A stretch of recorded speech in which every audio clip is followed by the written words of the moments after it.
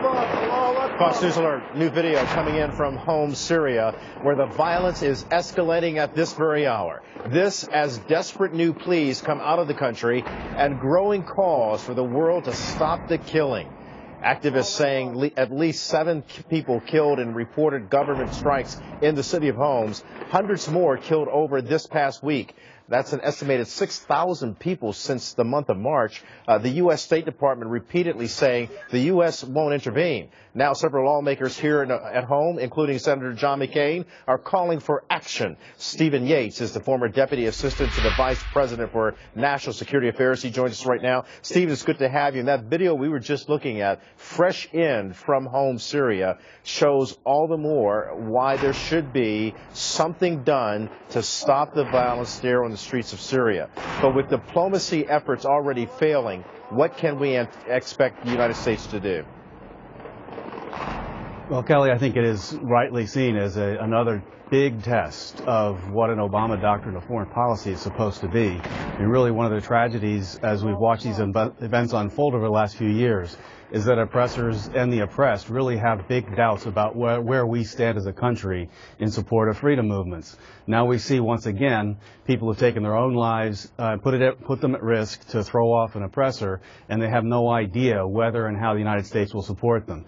I think that it's very, very important that we do many things that have not been tried to date that are short of using American troops. A lot of things can be done to help these people materially communicate, provide for the welfare of their people, also to encourage our allies in the region to do more to support them. It's really not a bilateral question of the United States and Syria.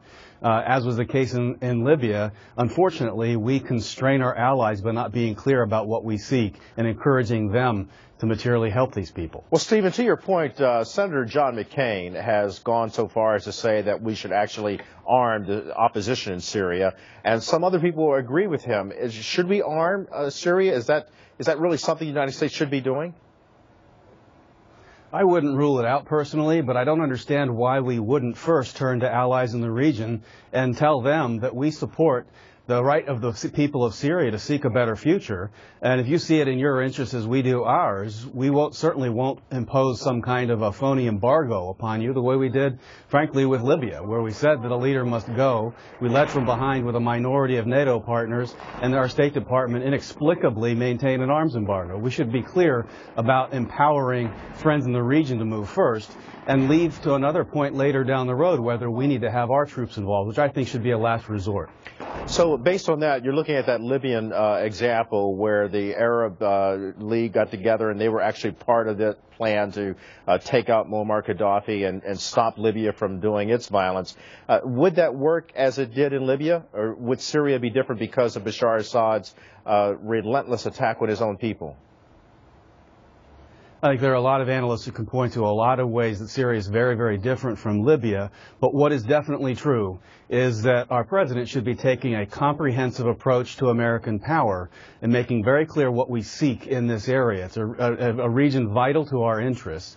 We do have a stake in this. Assad is our enemy. He's an ally of Israel. His downfall would be inherently good for American interests. We should be serious about supporting that kind of an outcome. And we should be using all elements of American power, and even a Cold War-like grand strategy that Newt Gingrich has talked about in talking about Poland, where you have secular government and all other elements of our culture to try to help those seek freedom for themselves. And without that, I think that we're chasing events and actually increasing the risk of conflict and war. And I think as you were mentioning, you said ally of Israel. I think you may have meant to say ally of Iran, but we thank you so much, Stephen Yates, for pointing out this. Yes. Yeah, exactly. We thank you for pointing out what's going on there and how your perspective sheds light on what the United States can do and should be doing to help the people there in Syria. Thanks very much.